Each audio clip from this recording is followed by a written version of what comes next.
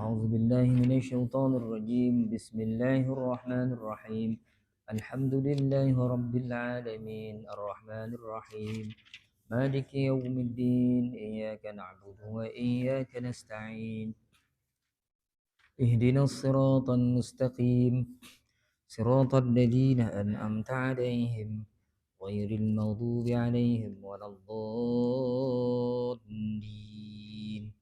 آمين.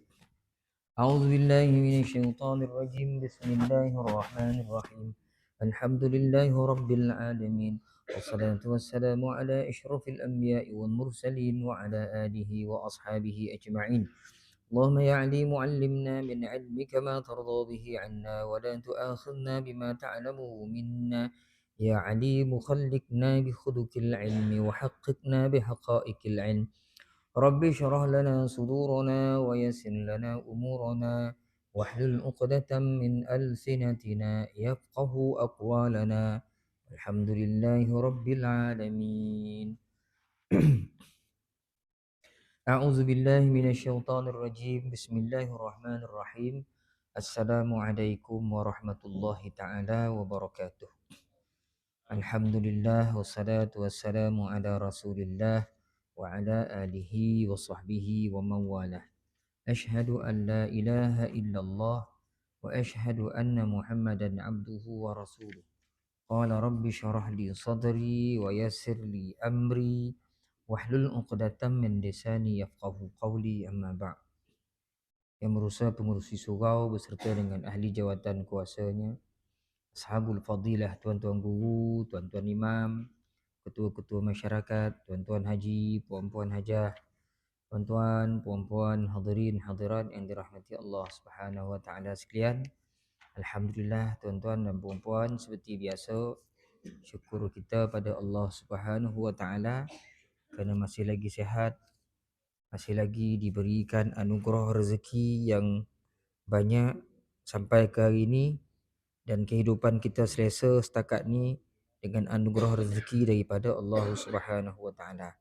Mudah-mudahan Allah Ta'ala sentiasa membimbing kita, memimpin kita untuk menjadi sebahagian daripada hamba-hambanya yang sentiasa menjaga hubungan dengan Allah, dengan manusia, dan juga menjadi hamba yang sentiasa bersemangat untuk memperbaiki diri, khususnya memperbaiki ibadah, insya-Allah.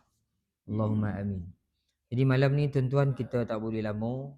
Isyak masuk ya, kita berhentilah sebab ada jemputan ni. Kalau tak pergi ni kan memang kena saman ni. Jadi saya terpaksa pergi. Jadi lepas isyak ni, kita isyak masuk ya, kita berhentilah. Kan, insya-Allah kita berhenti. Jadi malam ni tuan-tuan, kita bermula pada ayat yang kelima surah At-Tariq, muka surat 82.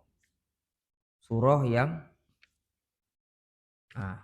surah At-Tariq, muka surat 82, ayat yang kelima, di mana Allah Subhanahu wa taala berfirman, A'udzu billahi minasy syaithanir rajim. Bismillahirrahmanirrahim. Falyanzuril insanu mimma khuliqa. Khuliqa mimma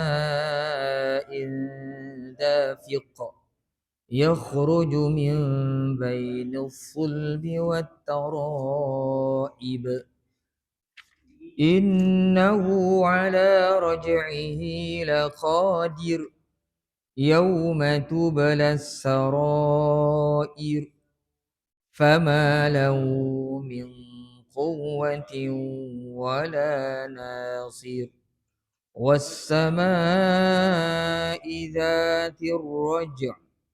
والأرض ذات الصدع إنه لقول فصل وما هو بالهزل إنهم يكيدون كيدا وأكيد كيدا فمهل الكافرين أمهلهم رويدا Sadaqallahul azim.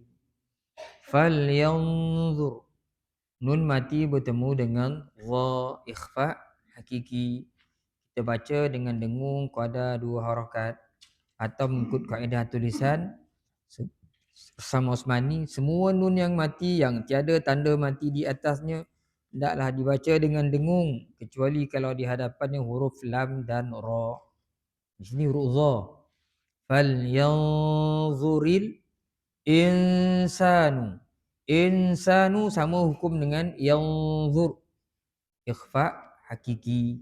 Bezanya nun mati bertemu dengan dha dengan nun mati bertemu dengan sin. Mimma khuliqa. Mimma, semua mim yang bersabdu dalam Quran wajib dengung qada dua harakat. Mimma khuliqa. Khuliqa qaf mati di hujung bacaan kita wakaf kat situ. Jadi qalqalah kubra. Jadi kono bunyi khuliqa. Ada bunyi qa itu. Khuliqa mimma. Mimma. Mimma tu nun mati bertemu dengan mim idgham ma'al gunnah. Kita baca dengung qada 2 harakat. Mim ma'in. Ma'in tu atas huruf mad huruf alif tu ada tanda panjang. Tanda tu bengkok kan. Kita dah banyak kali bincangkan semua tanda panjang dalam Quran kita baca dengan 4 harakat. Kecuali yang sama bentuk dengan waladdallin. Maksudnya ada huruf mad yang mati. Selepas huruf mad tu ada huruf berbaris yang bersabdu. Macam dallin tu huruf alif. Kemudian huruf lam. Lam tu bersabdu. Kalau bentuk macam waladdallin tu kena baca 6 harakat. Dan juga tanda panjang yang duduk di awal-awal surah. Di atas huruf. Macam nun. Satu huruf ya nun. Itu ada tanda panjang. Wal qalami wa ma yasturun. Nun tu kena baca 6 harakat. Alif lam mim. Atas lam dengan atas mim ada tanda panjang. Tanda panjang tu tak boleh baca dengan 4. Dia kena baca dengan 6. Tanda panjang yang lain kita baca dengan 4. InsyaAllah. Di sini mad wajib muttasil. Yang dia qana mad dia tahulah ini mad wajib muttasil. Sebab huruf mad yakni alif bertemu dengan hamzah dalam satu perkataan. Ma'in dafiq. Bari 2 di bawah bertemu dengan dal, di mana dal ni adalah salah satu daripada huruf ikhfa hakiki. Hukum sini ikhfa hakiki. Ma'in dafiq. Fiq sama dengan khuliq. Qalqalah. Kemudian yakhruju min baini. Nun mati bertemu dengan ba. Di atas nun tu ada huruf mim. Kalau jumpa macam ni tuan-tuan, maksudnya hukum dia ni adalah iqlab. Selalu juga orang tanya tu, kenapa nun mati bertemu dengan ba ni ustaz? Atasnya ada huruf mim kecil. Nak beritahu, nun tu kono dibaca dengan bunyi mim. Mim. Mim baini. Iqlab kena baca 2 harakat dengung. Mim baini. Bainil sulbi wat taraib. Taraib sama dengan ma'in. Mad wajib muttasil. Kerana huruf mad yakni alif pada perkataan taraib itu bertemu dengan hamzah dalam satu perkataan. Kita baca 4 harakat. Taraib. Ib. Dafiq. Khuliq. Itu semua huruf qalqalah. Maka tuan-tuan jadilah bacaannya lebih kurang bunyi dia. A'udzu billahi minasyaitonir rajim. Falyanzuril insanu mimma khuliqa. Khuliqa mimma dafiq. Yakhruju min bainis sulbi wat taraib. Sadaqallahul azim. Itu dari sudut ilmu tajwid. Kita tengok pula dari sudut tafsirannya insya-Allah.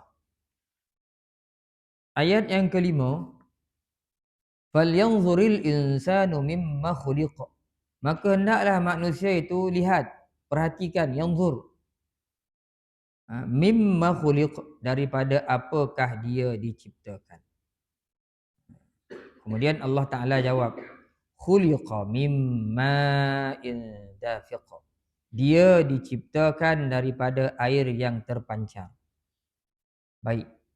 Kata Ustaz Maksud Haji di sini, kemudian Allah menyuruh manusia itu supaya memperhatikan asal kejadiannya dengan menggunakan akalnya untuk memikirkan betapa kekuasaan Tuhan yang menciptakannya.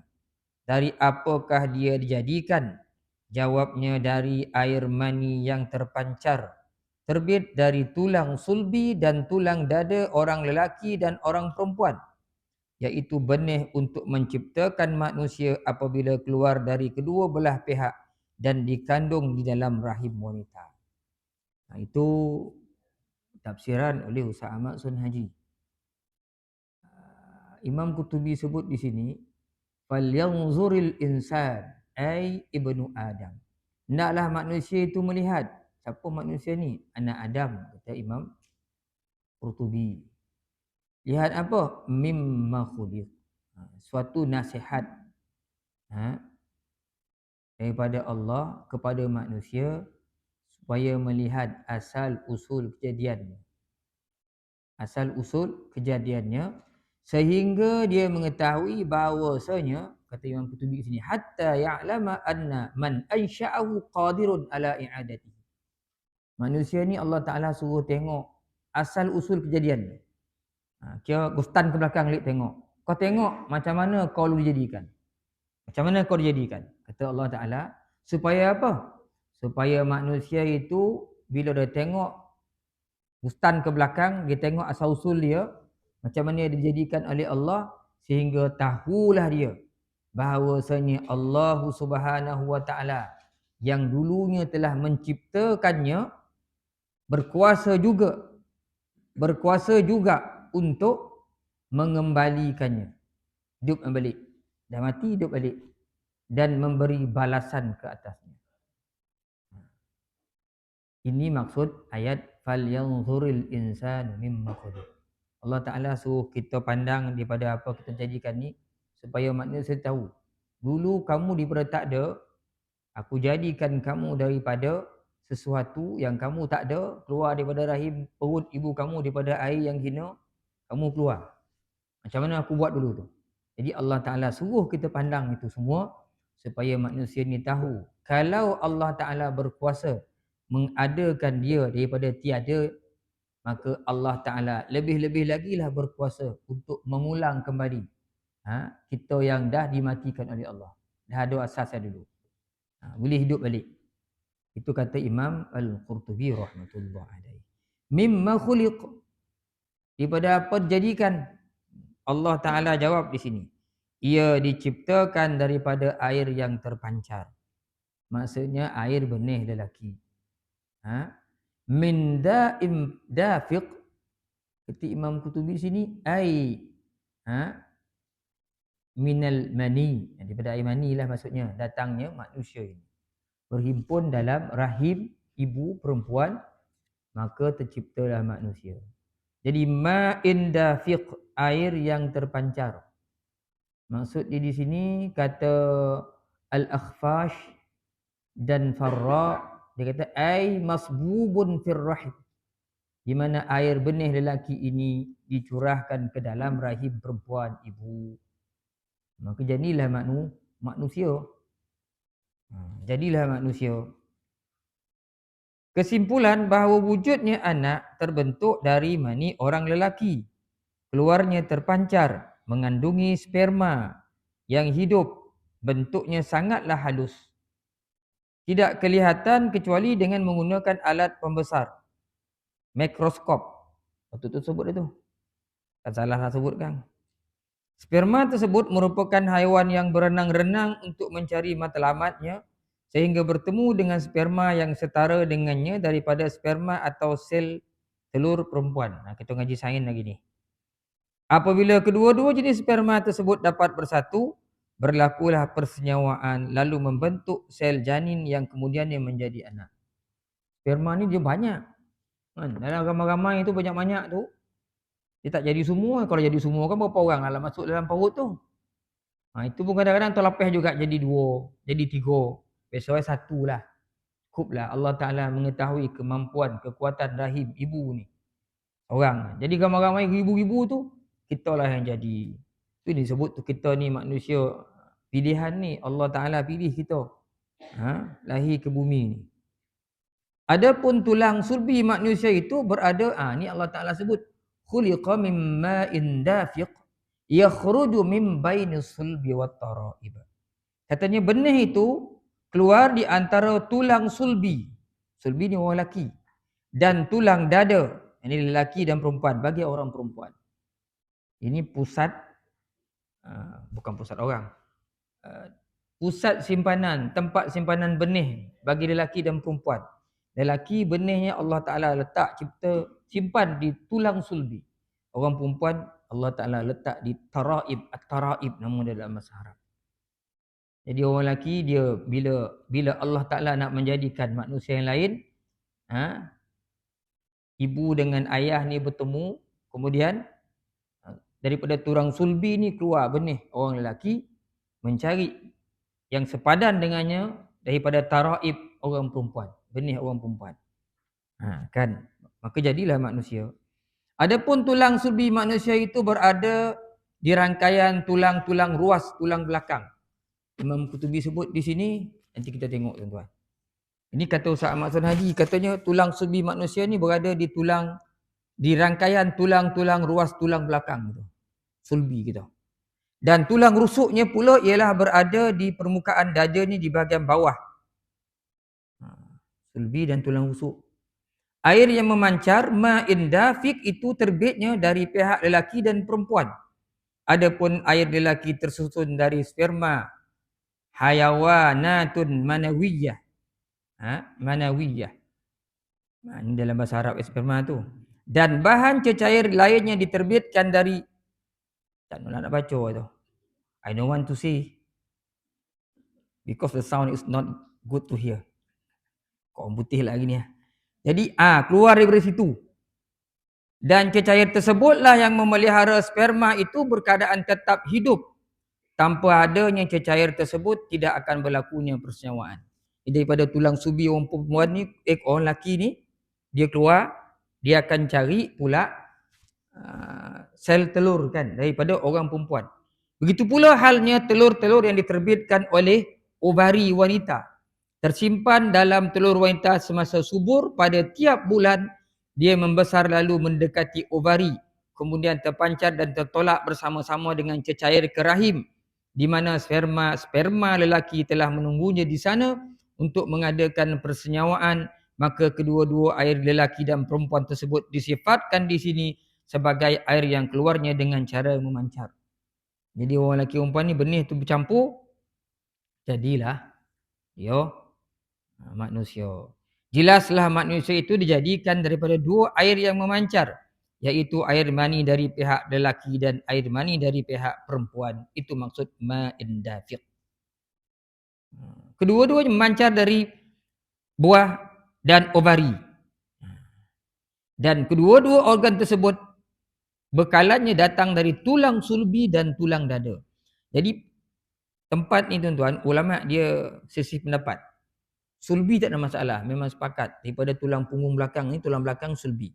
Tapi taraib ni, tempat pusatnya, simpanan benih orang perempuan ni, di situ kita tengok dalam tafsir Qurtubi ni, dia ada banyak pandangan tu.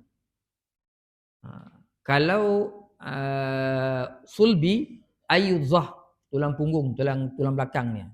Okeylah, tak ada perbahasan di situ. Tapi untuk orang perempuan ni, taraib ni, di sini banyak dibahaskan. Mana taraib tu sebenarnya? Daripada mana keluarnya benih daripada pihak perempuan ni? Quran hanya menyebutkan taraib. Jadi taraib tu ada yang mengatakan katanya sadr. Daripada dada. Dada, bahagian dada. Di situ keluarnya benih orang perempuan.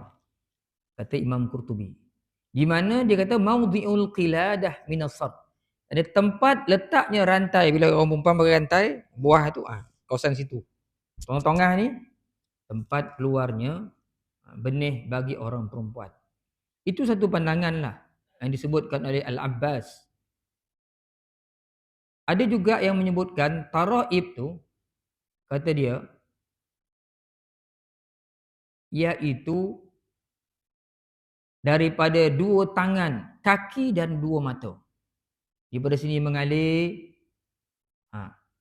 masuk ke rahim. Ini pandangan-pandangan saja. Pandangan daripada para ulama. Ada yang mengatakan wa anhu ma baina sad'iha, di antara dua payudara dengan izin ahli dewan. Kata fahamlah kan, totongah lah maksud totongah. Imam Mujahid mengatakan keluar daripada antara dua mankibain, dua bahu, maknanya kawasan sini. Itu tempat simpanan. Jadi Allah Ta'ala gunakan perkataan ni, orang terpaksa mengkaji taraib ni. Orang Arab pun banyak pandangan taraib ni ke mana kan, dikaji oleh ulama-ulama Islam. Ada juga mengatakan bahawa taraib iaitu 4 tulang rusuk belah kanan dan tulang rusuk belah kiri. Itu tempatnya, itulah dipanggil sebagai taraib.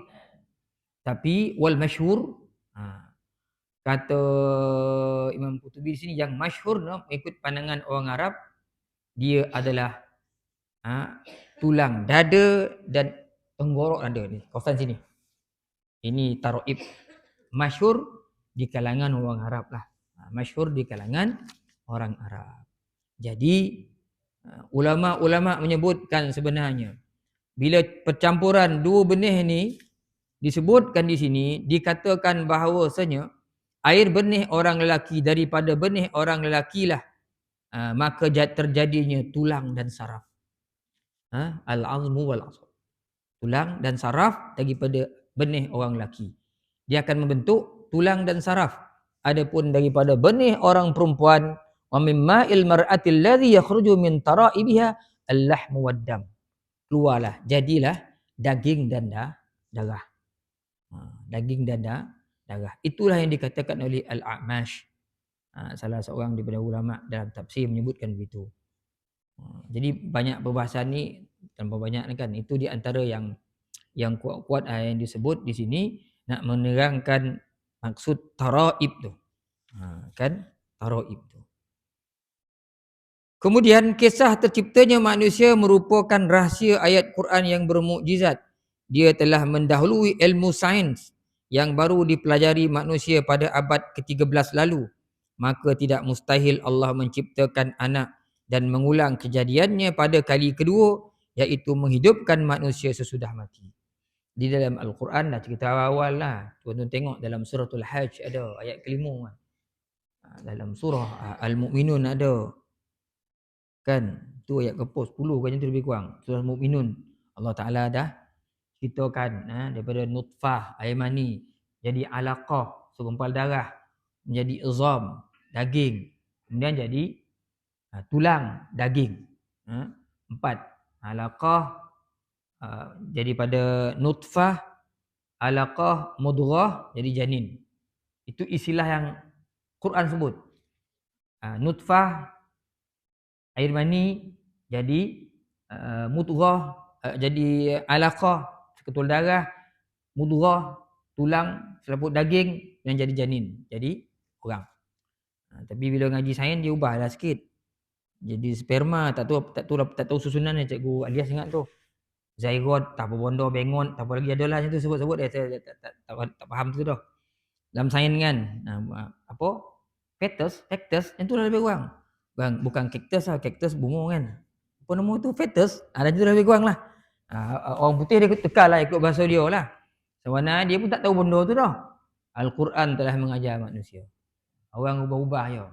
Itulah cara dia orang putih. Kita pun terkejut anak-anak kita belajar, dia pun syarah kat kita.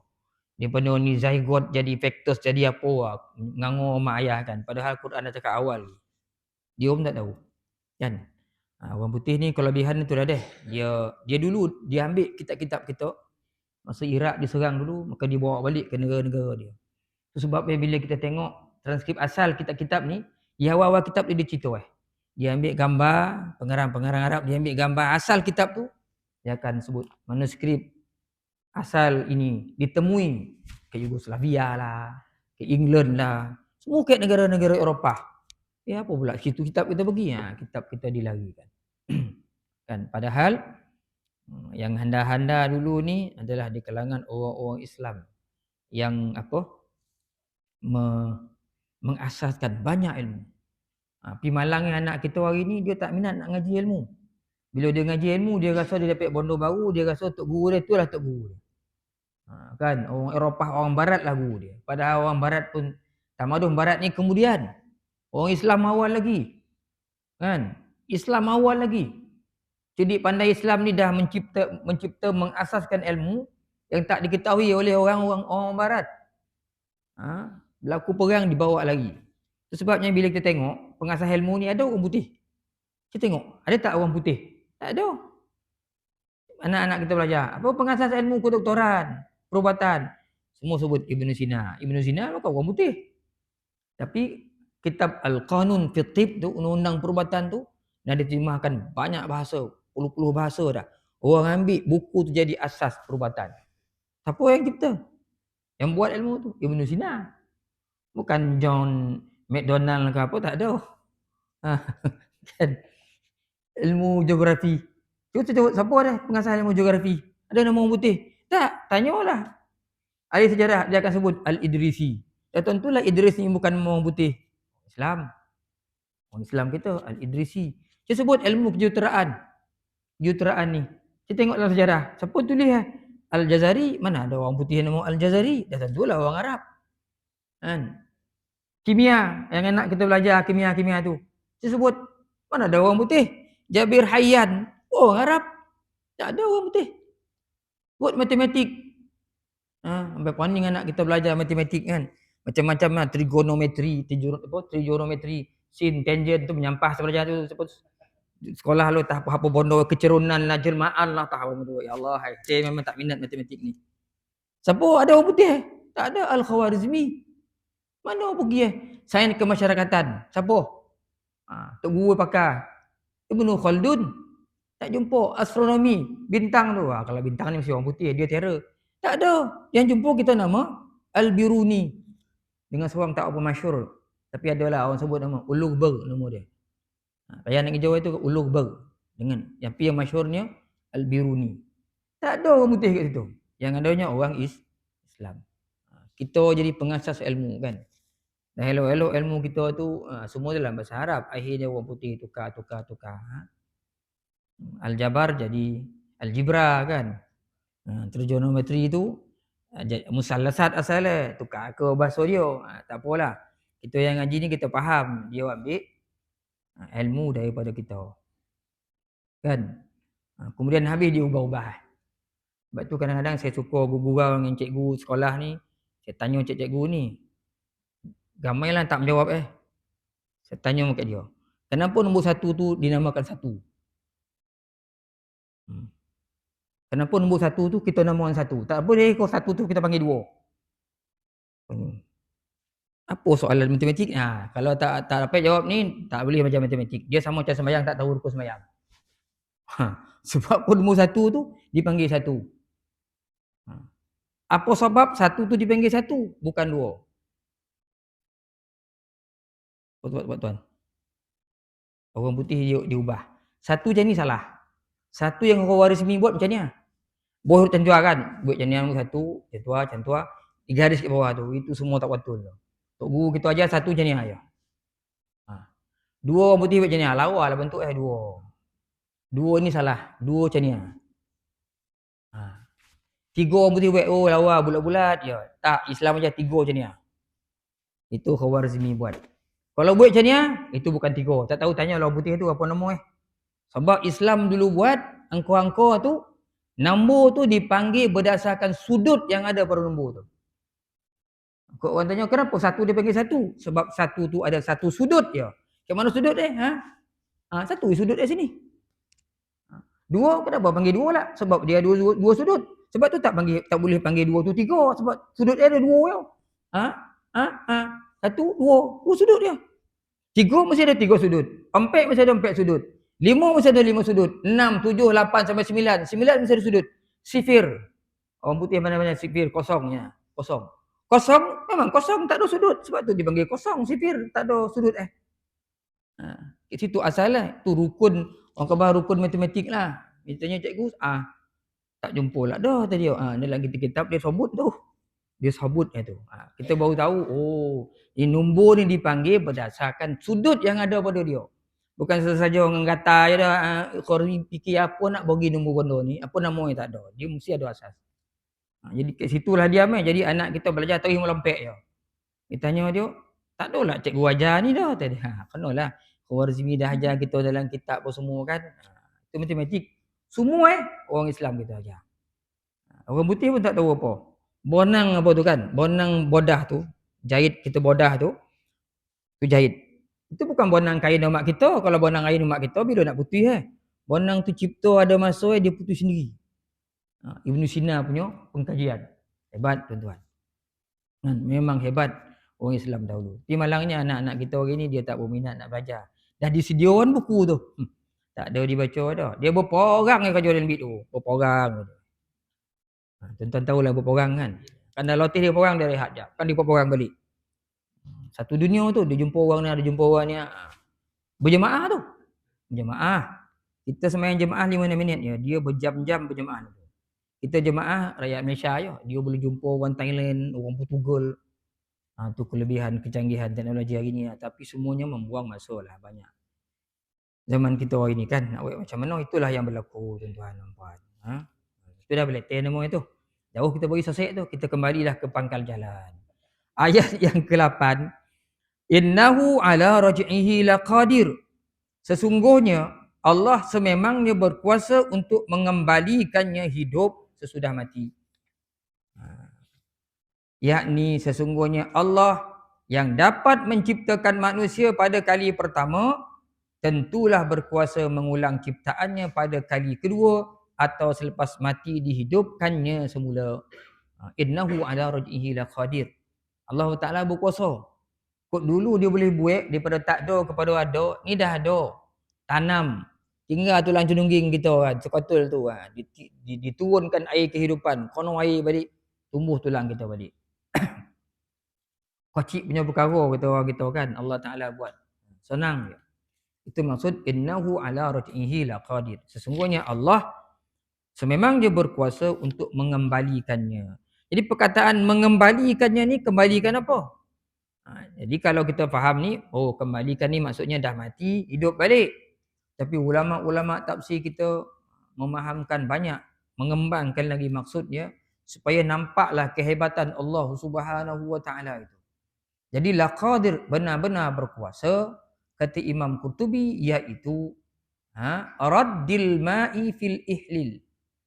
Allah Taala boleh masukkan balik air boneh laki perempuan ni masuk balik ke tempat mana tempat simpanan sulbi, masukkan balik situ.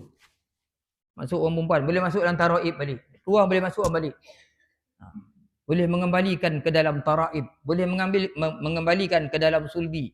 Itu maksud laqadir. Sampai gitu kuasa Allah Subhanahu wa taala. Ada juga yang menyebutkan bahawasanya Allah Taala berkuasa innahu ala raddil insan ma kama kana laqadir. Boleh jadi manusia dah hidup jadi air balik, boleh ya. Begitu juga sebahagian ulama menyebutkan innahu ala raddil insan minal kibar ila syabab. Boleh je Allah Taala nak kembalikan manusia daripada tua jadi muda balik dan daripada muda jadi tua. Boleh. Ataupun daripada disebutkan di sini wa minasyabab ilal kibr. Daripada muda tua ya. Boleh ya Allah Taala nak buat. Itu disebutkan oleh Al-Mahdawi. Begitu juga Allah Taala boleh menukarkan, boleh kembalikan anak-anak minas siba muda ila nutfah. Jadi nutfah balik, jadi setitis mani. Boleh je Allah Taala nak buat. Semuanya itu menunjukkan perkataan mengembalikan itu. Mengembalikan. Dan juga Allah Taala berkuasa untuk menahan air benih ini supaya tidak keluar. Hatta la yakhruj laqadir. Ia pun boleh buat. Ada ke tuan-tuan? Seumur hidup tuan-tuan jumpa tak penyakit macam tu? Orang dia tak boleh mengeluarkan benih dia. Ada tuan, saya jumpa sejak umur 53 tahun ni jumpa seorang yang mengadu ke kita, "Weh, terpadu saya macam mana nak buat itu? Saya pergi hospital tak tahu buat apa-apa." Tak ada. Akhirnya sebabnya dia tak dapat anak. Ni yang mengadu ni orang lelaki. Orang lelaki. Lepas tu saya tanya kat dia, dah berubat dah? Dah. Apa ubat? Macam-macam ustaz. Suruh tolan 5 perut lah susulan orang tu. Lepas tu 5 perut suruh tolan. Lepas tu lah ada lah ambil hati ayam kunyah mantah-mantah lah. Tak apa bondo makanan laut campur-campur ditolan macam tu. Laya tokat saya tak je dah. Allah Ta'ala tahan. Cek semua sihat. Tapi dia tak mahu. Tak mahu keluar. Laqadir. Allah Ta'ala lah punya kerja tu. Tak ada kerja orang lain tak dapat begitu. Laqadir. Itu maksud kata Ibnu Ziyad ni. Ibnu Zaid. Innahu ala habsi zalikal ma' hatta la yakhruj laqadir. Allah Ta'ala berkuasa menahan benih tu daripada keluar. Mungkin benih daripada orang lelaki tak keluar. Atau benih daripada perempuan. Satu dia keluar. Maka dia takkan jadi persenyawaan tu. Tak ada jadilah manusia. Tak adalah zuriat. Tak ada zuriat. Itu maksud innahu ala raj'ihi laqadir. Yauma tublas sarair, pada hari dinampakkan segala rahsia. Kan? Pada hari dinampakkan segala rahsia, fama lahu min quwwatin wala nasir. Maka tidak ada sama sekali manusia itu mempunyai kekuatan dan tidak pula mempunyai penolong. Yakni sesungguhnya Allah dapat menciptakan manusia pada kali pertama, tentulah berkuasa mengulang ciptaannya pada kali kedua atau selepas mati dihidupkannya semula. Ayat ini juga menunjukkan betapa lemahnya kejadian manusia itu. Maka ia digesa supaya mengakui adanya hari akhirat, iaitu hari dinampakkan rahsia yang tersembunyi dalam hatinya dan akan dikesan adakah ia mempunyai akidah, kepercayaan dan niat yang baik, mahupun sebaliknya mempunyai kepercayaan sesat dan niat yang busuk lagi jahat. Pada waktu itulah manusia sedar bahawa dia tidak ada mempunyai kekuatan untuk menolak seksaan dan tidak akan dapat memperoleh pembantu yang akan menolong menebus dosanya ataupun melindunginya. Itu maksud ayat yauma tublas sarair fama lahu min quwwatin wala nasir. Yauma tublas sarair kama qala al-Qurtubi. Seperti mana disebut oleh Imam Qurtubi, kata dia maksud yauma tublas sarair ini iaitu Allah Ta'ala mengeluarkan, menampakkan yang tersembunyi dan menzahirkannya daripada apa yang disembunyikan oleh manusia, daripada perbuatan jahatnya, baik-baik, buruk, dan apa yang disimpan oleh hatinya daripada iman dan kekufuran. Besok Allah Ta'ala tunjukkan.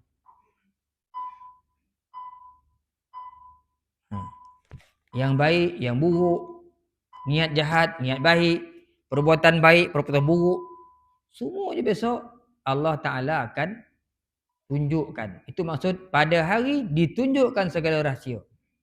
Orang kita simpan yang orang tak tahu besok, semua tunjukkan oleh Allah Ta'ala. Kemudian ada satu hadis, maksud yauma tublas sarair ni, rahsia-rahsia itu akan ditunjukkan oleh Allah. Rahsia apa? Secara umum disebutkan semua perbuatan baik, perbuatan buruk, iman, kekufuran yang ada dalam hati, dendam, kusumat, semua Tuhan tunjukkan. Ada satu hadis daripada Nabi nak menceritakan tentang sarair tu. Maka ruwiya an-Nabi sallallahu alaihi wasallam annahu qala i'tamana Allah Ta'ala ala khalqahu ala arba'. Nabi sebut Allah Ta'ala telah mengamanahkan kepada khalqihi ni, kepada makhluknya, manusia lah maksud ni, 4 perkara. Apa yang Tuhan amanahkan? As-salah, sembahyang, was-saum, puasa, waz-zakah, zakat, wal ghusl, mandi, membersihkan diri, mandi wajib maksudnya. Wa hiya sarail, sarair allati yakhtabiruha Allah azza wa jalla yaumal qiyamah. Itulah antara sarair yang dimaksudkan sini yang akan Allah Ta'ala nampakkan pada hari kiamat. Jadi yauma tublas sarair, pada hari dinampakkan segala rahsia. Rahsia apa? Nabi sebut ada 4 sarair yang Tuhan suruh kita buat. Sembahyang, puasa, zakat, mandi wajib. Kenapa lah empat-empat perkara ni dikatakan sarair, rahsia? Di sini dibahaskan oleh Zaid bin Aslam dalam satu hadis, katanya qala Rasulullah sallallahu alaihi wasallam, al amanatu salas.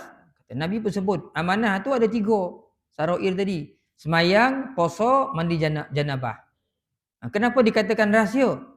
Kata Ibnu Zaid, ista'manallahu azza wa jalla ibna Adam ala salati fa in syaa qala sallaitu wa lam yusalli. Dinamakan rahsia sebab anak Adam ni Allah Taala suruh semayang. Kalau orang tanya kau semayang belum? Dia kata dah. Siapa nak tahu dia semayang ke belum? Tak. Ke rumah kita jumpa dia, tak nampak kau pergi suruh semayang kau? Takkan nak tunjuk kat kau, kata dia. Suruh tak tahu kalau dia tak semayang, mana orang tahu? Itu yang kata sarair itu rahsia. Sama juga dengan puasa. Orang tanya kau puasa tak? Puasa. Bawa minta darah tadi ada nasi sebenarnya. Ini tu nasi tu. Anak saya gurau tadi dia makan, dia topuk mulut saya, meloket saya nasi tu. Kan? Dulu masuk kat semenda, pelajar kita lambek. Cikgu Alias tu zaman Cikgu Alias benda tu. Kita guru pendidikan Islam pergilah tak datang pergi rumah Jauh hujung bola-bola ke Lubuk Jenuh tak. Kita pergi kotuk-kotuk keluar nak jumpa abah kau, kamu tak datang sekolah. Keluar abah ada nasi sebenarnya. Pukul 10. Asyik tu tahan golak. Agak dia soda buang ini. Kata mak abah kau tak puasa kau. Nama tak sebut dia. Tanya anak, abah tak puasa kau. Abah saya suruh mak saya masak nasi dia. Siapa tahu? Dalam rumah tu masak, macam hari biasa makan nak beranak. Siapa tahu? Sebab tu dipanggil sarair, rahsia. Tak ada orang tahu. Sebab tu dikata oleh Ibnu Zaid ni, kalau orang tanya, adakah kau puasa? Kita jawab, saya puasa. Siapa tahu? Sama dengan mandi janabah, lagi tak tahu. Tak ada orang tanya, kau mandi wajib tak mandi wajib? Tak ada orang tanya dah. Kau tak mandi pun tak ada orang tahu. Tak ada orang tak tahu. Sebab itu besok di akhirat benda ni akan diperlihatkan oleh Allah Subhanahu wa taala. Itu sebahagian yang dimasukkan dengan sarair. Banyak lagi lah rahsia-rahsianya secara umumnya, perbuatan baik, perbuatan buruk, apa yang hati kita pernah simpan dulu, marah ke orang, dendam, kusumat, hasad, dongki. Ini besok semua Allah Ta'ala pertontonkan di hadapan orang ramai. Saya ingat tuan-tuan cukuplah sekadar tu. Isyak dah masuk. Jadi kita berhentilah kat sini sebab ada lagi saudara-saudara kita yang perlu diberikan haknya kan, jemput kita. Cukuplah sekadar tu saya ingat tuan-tuan. Mohon ampun, mohon maaf kalau kasar bahasa. Aqulu qauli hadza, astaghfirullah li wa lakum. Assalamualaikum warahmatullahi taala wabarakatuh. Jadi oleh kerana hari ni nak cepat, soalan-soalan adalah makruh. Makruh kan. Kita simpanlah soalan tu.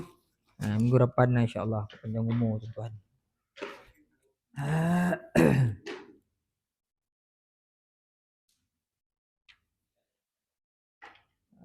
Berapa bulan tu ni?